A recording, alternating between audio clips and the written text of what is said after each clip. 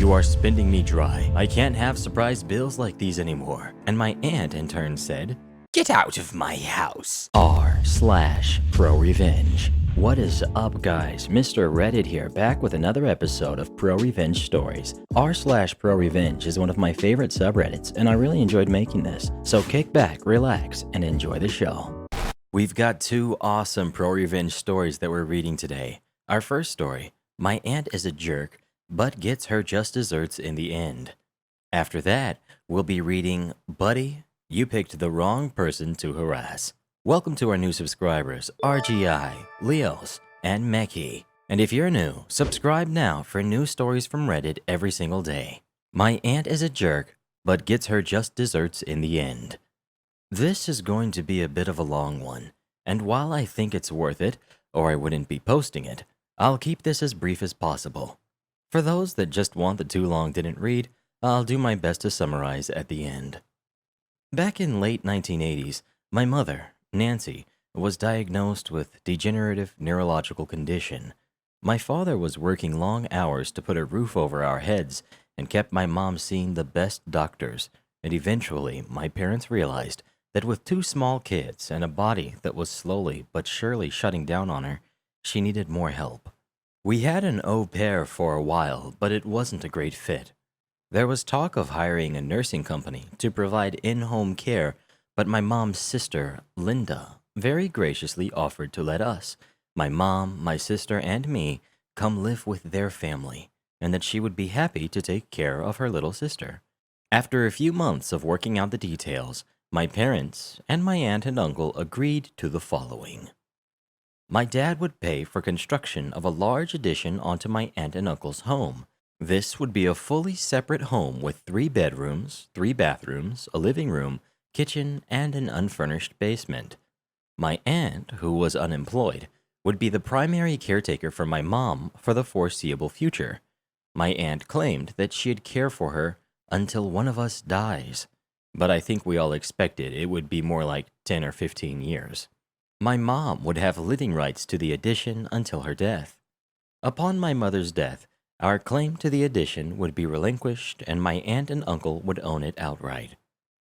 In 1990, my mom, my sister, and I moved 3 hours away to live with my aunt and her family. My dad stayed behind to continue working, and this separation did eventually result in a mostly friendly divorce. Things went well enough at first, and within 6 or 8 months, the addition was built, and we moved out of their spare room and into our new home. It would be a lie to say it was massive, but it more than doubled the size of their house. We had our own exterior doors, our own heating and cooling, mostly every utility. Electricity and plumbing were shared, but I think that was about it. For the first 18 months or so, my aunt mostly held up her end of the bargain, but soon after the cracks started to form. My uncle left my aunt in early 1991. Linda started getting lazy with my mom, and consequently her health was suffering. So my dad hired a home nursing outfit to come in every day and care for her. Linda took this as permission to stop helping with anything at all. Mom soon became bedridden. Not my aunt's fault, the disease is terrible, and couldn't leave the home. So Linda would do mom's shopping for her, but started buying more than just Christmas presents or our groceries. A little at first, then a lot. Eventually, my mom's credit card bills really caught my dad's notice. All told, we calculated that she had run up about $20,000 in purchases that were for either her or her kids. This was in the early 1990s. According to the inflation calculator I just looked at, that's the equivalent of about $40,000 now. My dad was working 70 hours a week for the overtime so he could cover his own mortgage, repaying his 401k for the loan he took out to build the addition and these massive credit card bills. By late 1993, there was a confrontation. My dad canceled the credit cards and said, "You are spending me dry. I can't have surprise bills like these anymore."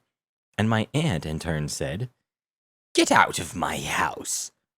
Since it was an addition and not technically a separate home, and since my dad didn't have the money for an expensive legal battle, there was little we could do. Living rights be damned. Right at that same time, the house went into foreclosure. Linda had stopped paying the mortgage 6 or so months before. I'm fuzzy on this number, but it's in the ballpark, and the bank foreclosed. Linda didn't have the money to get current on the mortgage. My dad began making plans to buy the mortgage from the bank and take ownership of the whole property. Things were looking good on his front, and he told us that we'd be able to stay in our home. By this point, I was 12 years old and had lots of friends, so I really did not want to move. His plan was that he would charge Linda a fair rent for her half of the house. We would continue to live in our half, and the door that connected the two halves would be forever locked, sort of like a duplex. It's at this point that I need to introduce the last character to this story, whom I will call Maria. Maria was the first wife of my mom's and Linda's older brother. They had been married for a short time in the 1970s, and Maria became very close with her new sisters-in-law. After she split from the uncle, she remained very friendly with both Linda's family and mine, and growing up, I called her Aunt Maria. Anyway, Linda now knows that my dad is planning on buying the house from the bank, and she panics. Makes sense. Losing your home is scary. She calls anyone she can think of that will give her the money to get current on the mortgage, and Maria finally comes through and says, "Yeah, of course I'll help you out." Linda calls my dad and gloats that she's not losing her house and reiterates that my mom, my sister, and I can move right out. My dad calls Maria and tries to convince her not to swoop in and save Linda's bacon. A move is going to be hard for the kids and extremely hard for Nancy. Linda has neglected Nancy and not held up her end of the bargain, etc. Maria says that she's committed to her decision. My dad gives one bit of advice that will wind up being very important. Well then, don't just give her money to get current on her mortgage. She'll fall behind again soon enough. The house will still get foreclosed on, and you'll be out the money you gave her. Buy the mortgage from the bank instead, and just charge Linda rent. That way, you've at least got something for your money. In early 1994, we move out of the addition. By early 1996, Linda rings my dad up. She did indeed buy the mortgage from the bank and now owns the property outright. Linda swore up and down that she would pay rent, but lo and behold, she hasn't paid any rent over the last 2 years. Maria asked if my dad would be interested in buying the property from her. It was a bit of a stretch since he was paying for 2 homes, his and the one I lived in with my mom and sister. But he put the money together, and soon enough, we owned the property in question. At this point, Linda is in touch with my dad and is no longer extremely nasty and threatening to him. She's as sweet as can be, promising that she will pay him rent and be a great tenant. My dad said, "That's fine. You can rent the house, but if you miss a payment, I will begin eviction proceedings immediately." They drew up a contract, signed it, and I think she made 2 rent payments before calling up and asking for more time.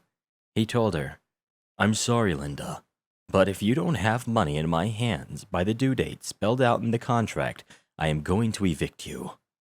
The date came and went. The money never showed up, and my dad gleefully began eviction proceedings. They knew my dad meant business and moved out on their own before the sheriff did it for them. We owned the house as a rental property for several years, using the income to fund my mom's medical care. Despite being separated since 1990, my parents stayed married until 2002 so that my mom would have health insurance.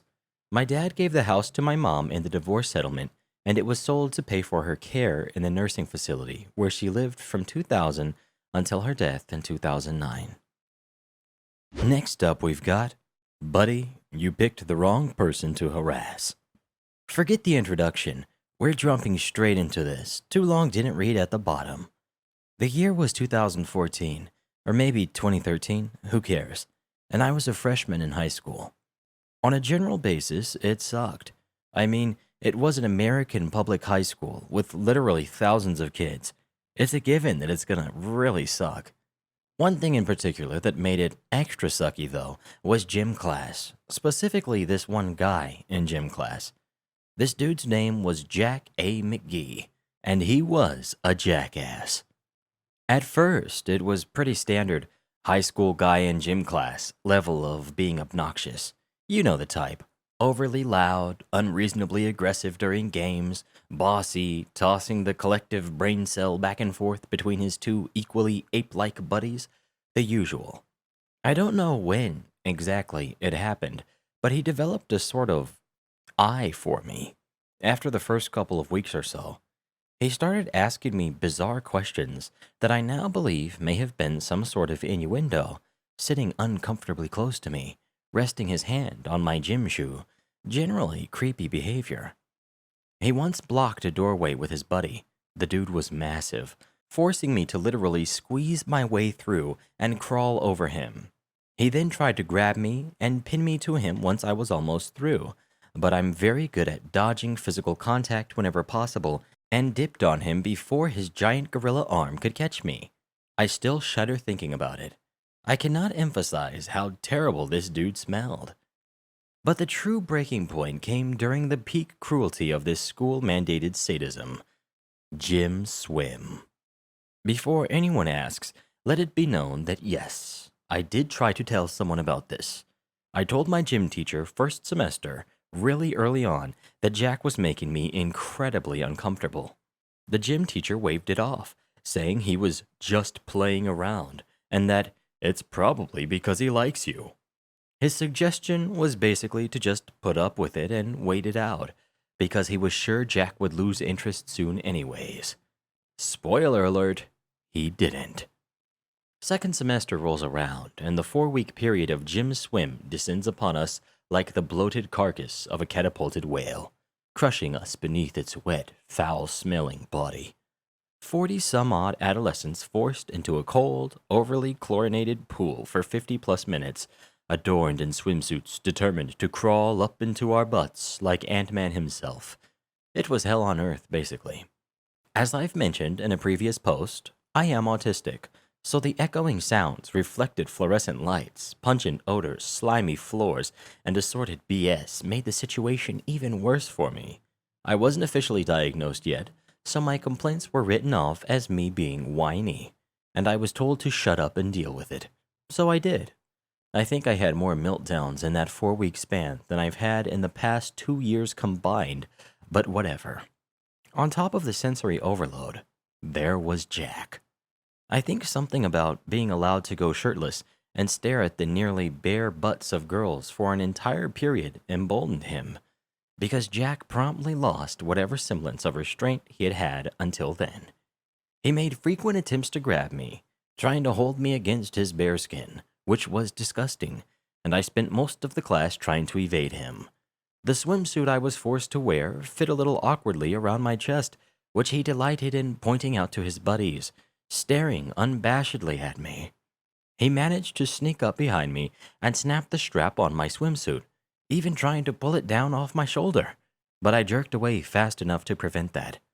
I was furious at this point, but I'm like 5'2", maybe, whereas he was easily over 6'5", probably over 300 pounds, and I'm not stupid. While all of this was happening, my new gym teacher, they switched every semester, was basically trying to keep a couple of the other kids from drowning each other. She was one adult forced to watch over 40 rowdy kids in a swimming pool. She was a bit preoccupied. The final straw came one Wednesday afternoon, the event that finally pushed me off the edge of the rationality I had been clinging to and sent me plummeting into full-on bloodthirst. There I was, paddling around, minding my own business, when Jack and his 2 goons managed to corner me. I'm immediately suspicious, heckles raised, as they ask me fairly banal questions about how the pool is today and the like, snickering the whole time. I give short, tense answers, trying to see if I could maybe slip past them. I spot an opening and bolt for it, but Jack was apparently expecting this. As I swim through the narrow gap between him and one of his friends, he stretches his arm out and actually manages to slip his hand under my suit to grab me. I froze for a moment, the delighted giggling of him and his friends echoing in my ears as if from 1,000 miles away. The next thing I knew, I was out of the pool, being held back by the gym teacher, and Jack had a bloody nose. He was shouting angrily at me, calling me crazy as his nose gushed blood into the water. There was mass confusion among the class. I was told to change quickly and sit in the hallway. Apparently, the gym teacher had heard me screech like a banshee, followed by a number of shouts, and had looked over to see me wrestle out of Jack's grip, jump on his back, and throw him off balance enough to smash his face into the edge of the pool wall. I remembered none of this, but I did find a few chunks of greasy brown hair clenched in my fist that I had evidently ripped from his scalp when the teacher pulled me off. I washed my hands thoroughly. It was decided that I'd go in early to school tomorrow to have a little talk with the dean. They would have just sent me there straight away, but gym was my last class of the day, and the dean had already left by then for whatever reason, so it had to be postponed a little while. It was pretty heavily implied that I was going to be suspended, quite possibly even expelled for what had happened. I was furious. Not only had Jack made my life a living hell, but his horse crap was now going to be the cause of my expulsion? I wasn't about to go down without a fight, but I'd realized that I'd have to play this off pretty smart if I wanted to weasel out of it. The next morning, I did two things. I put on mascara, and I made a superficial but rather painful incision on my right thigh, high enough so as to be covered by my shorts. Normally, I hate wearing makeup because I don't like the way it feels. But I had worn mascara before, and I had noticed the interesting effect it had on my appearance. Specifically, I already have pretty long, pretty dark eyelashes, so adding mascara draws a lot of attention to my eyes and makes them look huge, like total Bambi eyes, wide, innocent, naive, harmless. I sat down in front of the dean at 6:40 a.m. I didn't need to fake the fear in my expression, but I made sure to throw in something that could be interpreted as guilt, too, bowing my head and twisting my face in dismay. Needless to say, the dean was pretty pissed. "Do you know why you're here, young lady?" he said. "Yes," I said softly. "And you know that what you did is very serious?" "Yes," I said again, making my voice tremble. "Care to explain yourself, then?" I began, my voice shaking. "I just wanted him to stop." "Stop what?" the dean prompted, his eyebrows furrowed. "I just wanted him to stop touching me," I blurted. As I said this, I reached my hand under the table where he couldn't see it and dug my finger into the cut on my leg, causing me to lurch forward as if in a sob, my other hand covering my face as my eyes watered from the pain. "Touching you?"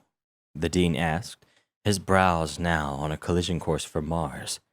I spent the next several minutes divulging all of the things that had happened to me that year, digging into my injury for some tears whenever necessary, and by the end of it, the dean looked horrified. He reaffirmed me that no, I shouldn't have attacked Jack like that, but that they'd have to investigate the matter further. I basically got off with a slap on the wrist, and after multiple testimonies from other girls, Jack got suspended for 2 weeks. I wasn't satisfied. They hadn't been able to expel him due to lack of hard evidence, but I was out for blood. He returned to school 2 weeks later, and I was ready. One of his friends had a little brother in my bio class, a fairly chill dude named Owen, who I had worked out a deal with. See, Jack had been very vocal about his displeasure with me to his friends, which made its way to Owen, who, for the low price of bailing him out of biology, was more than willing to share that information with me. I had a direct pipeline. Anything Jack shared with his friends made its way directly to me via Owen, and, as it turns out, this dude didn't keep a whole lot to himself. There was a lot of stuff I was tempted to nail him for. For instance, I found out he was selling drugs from his locker, and that he had been cheating his way through most of his classes. However, I knew how suspicious it would look for me to report something like that so soon. It'd probably look just like I had a grudge, which I did, and was trying to get even, which I was. He slipped up really, really bad about a week after his return, and that was when I struck. See, he hadn't been subtle about his displeasure with my retaliation, and spent most of gym class sending really ugly looks my way. The gym teacher kept us as far away from each other as possible, but he managed to track me down in a passing period one day and rant at me about how I had screwed him over and I was a lying little jerk. Yada yada yada, and that he'd make me regret it. Funny. Stole the words right out of my mouth. I found out from Owen later that Jack had been bragging to his friends last night about the switchblade he had stolen from one of those hunting stores downtown and promised he'd show it off to them later that day. I seized the opportunity. I took a few seconds in the bathroom mirror, scratching at the scab on my leg until my eyes were teary enough to really sell the terrified victim look, then bolted down to the dean's office, stuttering and shaking, crying out for help. The front desk lady was understandably startled by the sight of a seemingly panicked freshman girl bolting into the office, and called the dean out right away. His face grew serious when he saw me. "Mr. Dean, please help. He's gonna kill me," I cried. "Now, slow down," he said. "What happened?" "Jack," I said, resisting the urge to grin maniacally at the hardness that appeared in the dean's eyes. He cornered me in the hall. He said he was gonna make me regret telling on him. He's got a knife." "He what?" the dean barked. Everything moved very quickly after that. The security guards were told to search the kid's locker, while a couple other security officers were called down to get Jack out of his classroom and take him to the office. I was told by the front desk lady, who had heard the whole exchange, to hide with her in the copier room so Jack wouldn't see me. They found the stolen knife in his backpack and the drugs in his locker. That, combined with the previous charges, was enough to get him not only expelled, but arrested. I never saw him again, which is probably a good thing because I'm still mad and would probably still try to get even if given the opportunity. That's all for now, but don't be blue. I'll be back soon with more stories for you. Remember to listen to Mr. Reddit every night so your dreams will be wonderful like you are and bright.